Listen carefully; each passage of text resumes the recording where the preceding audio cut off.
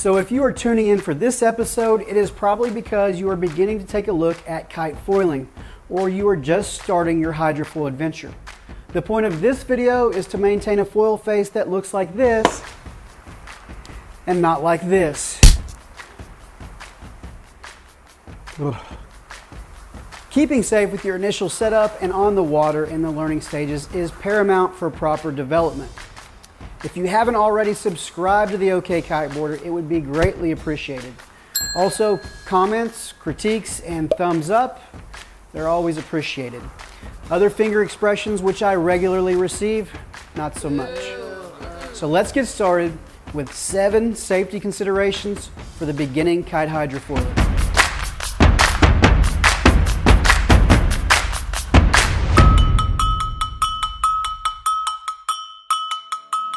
One of the fears, and it is a real one, that you hear in the initial stages of learning on a foil is getting your feet stuck in your bindings and risking ankle injuries during crashes. There are a few steps that you can consider to greatly reduce this potential occurrence. First of all, your bindings should be very loose. Understand that a lot of the drag you feel on a twin tip, it's virtually eliminated on a hydrofoil. The foot straps will aid you in the water start, but they should serve virtually no function while riding on foil. So choose bindings that you're easily able to eject from. My personal preference is for a windsurf setup of 2 bindings on the front angled at 45 degrees. This setup will also provide a future setup with less extreme angles when you're learning to switch feet on jibes and tacks. The major difference that you may find early on without a single non-centered foot strap will be in weight distribution for centering the board, and it may require a little more conscious front foot pressure while riding. You will also see many riders wearing hooks for safety as well. Hooks never lock your feet in, but do provide some stability in a water start. Also, I would recommend not using a back foot strap. My current setup is on the Slingshot Hypermiler board, but I ride it with a much more narrow stance than the board's 3-strap setup. So I leave the back strap on just for jumping, and I modify to a wider stance just for those events. But my normal riding is without the back binding in play. The elimination of a rear strap in the early stages of learning also will allow you to separate from that foil even more easily when crashing, and in the developing stages will give you actually more freedom to change weight distribution through your trail foot. Maybe this section is common sense, but it is essential. Wearing a helmet and a PFD for learning and even beyond the learning stages just needs to be stated, but also wearing a wetsuit regardless of the water-air temperature in the beginning stages. Having just a couple of millimeters of neoprene between you and these underwater blades could be a shin saver at the minimum and an arterial bleed puncture eliminator at the worst. Okay, maybe that was a little excessive, but it is important during your water start to stay more vertical until you are ready to put the board on your feet, as there is a higher likelihood in a flex position to bang your legs and feet on the foil underwater. And that's why I would recommend some level of leg protection early on. But be safe. Helmet, PFD, and neoprene.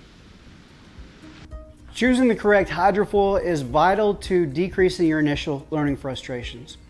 You will want a larger, slower front wing for learning to hydrofoil. This could be anywhere in the range of 900 square centimeters all the way up to 1,500 square centimeters. A larger, more stable wing will be able to not only reduce some of the frustration of increasing speed to experience success on foil, but also in progression with transitions and other development. Learning to tune the foil is extremely important. You want to set the foil and the tracking system in a position to where you have equal weight distribution in a comfortable riding stance between the front and the rear leg. Initially, air more on less lift, which will have the foil towards the back of the track, and then progress to moving the foil forward on the track in very small increments until you find that balanced riding position for your setup.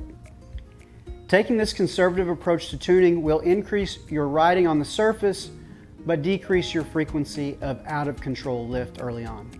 A progressive mast length system is never a bad idea. At the minimum, have one that's around 24 inches and that will be beneficial for progression. And it can always be used in the future in shallow riding conditions and other settings where a shorter mast can be advantageous. If a 15-inch mast is available to you for a couple of sessions, then this will allow you to get the feel of foiling momentarily while also not straying too far from a unidirectional board feel. Believe it or not, I would say that the kite you use to learn on for foiling is actually not that important. Now don't get me wrong, with progression, the right kite will make a huge difference. But in the beginning, when gaining upwind real estate is the easy thing and going downwind almost seems impossible, you're not really going to outrun your kite and you're not going to have a problem getting upwind. I witnessed beginner foilers on slingshot rallies, duotone rebels, Cabrini switchblades, Nash pivots, and every other freeride kite imaginable. As long as there is enough wind to fly them, they actually fare pretty well in the beginning stages. Now, as your skill level does progress, you will most likely outgrow these kites. But with that being said, one of the best foilers I know still flies a Rebel, undoubtedly with some top secret bridle tweaks, but he still rides a Rebel. From a safety perspective early on, you will not be the foiler out there on a 5-meter kite in 15-mile-per-hour winds. You just won't be that efficient early on, which means that you will be on a kite fairly close to your twin tip setup or slightly smaller. And this means you will have a lot of potential power with a fairly foreign vessel under your feet. For this reason, it is a good idea to bring a twin tip down to the beach with you in the beginning. This will allow you to switch out boards when wind conditions increase and vice versa. This is extremely important in the areas that we ride, which are gusty inland lakes, where the same day can have a great variation in wind strength and quality. Even though some people may not recommend going back and forth between these completely different riding styles in the same session, which I do understand, but from a safety emphasis, I believe that it is beneficial. One of the most intimidating things for the novice foiler can be what happens to that thing when I crash.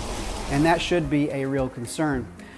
But it's one that can be easily, safely addressed. When crashing, we've already discussed having a foot strap setup that is easy to escape. Secondly, use your kite as your escape vessel. Pull in to power up the kite in the same direction of travel that you are going, and this will pull you downwind and away from the hydrofoil. Never allow the foil board to be between you and the kite during a crash. The potential danger of a hydrofoil wrapped in your lines cannot be understated. So this is a technique you have to become familiar with. Eject, lift your legs while powering up the kite by pulling in on the bar and separate from the foil. On a twin tip setup, you may be thinking, oh great, now I have to spend the next 10 minutes body dragging upwind to go get my board, but that's not the case with a hydrofoil. Just hang out in your spot and it will be downwind with you soon enough, which is a great thing as long as you catch it as it's flying by, and more on that next. Really, the only time that it is okay to leave the board between you and your kite is on the controlled speed stopping when you are ready to flip that board and change directions. But this does require you to be fully in control first. Assuming that you are already comfortable with the self-rescue with a twin tip, this pointer may not be a safety emphasis, but it is undoubtedly a financial one. If your kite hits the water due to a crash or from lighter wind conditions, and you're not sure that the kite will relaunch, go get your foil board. If you don't get your board pronto, there is a chance that it will be gone in no time downwind. So unlike a twin tip, these things scoot. I always keep an 8 to 12 foot tether in my PFD, and I tie the foil board to myself when chances are not good that my kite will relaunch. If the kite does relaunch, you can detach the board again from the tether. Ideal conditions for learning how to safely learn how to kite foil are steady wind in the mid-teens, sufficient water depth for the foil in all directions, fairly smooth water in a non-congested area, shallow water entry with a large sandy beach and boat support available. Will this be the case for you? Probably not. So you have to be cognizant of your environment. When some of these variables are less than ideal, then you have to make sure that some of the others are perfectly lining up. Learning will be overwhelming at initiation, so take your time and don't work through fatigue. As a wind and water enthusiast, this journey will be worth the investment for a lifetime. Just make sure to keep things as controlled as possible during these difficult learning stages. Some of the items we just covered are undoubtedly common sense, but hopefully a few of these points are beneficial and they will keep you safer in your development. If you have any gear needs or questions about getting you on the water for kite foiling, reach out to Green Hat Kiteboarding for all your kite gear needs. That's all for now, and I hope to see you next time on the OK Kiteboard.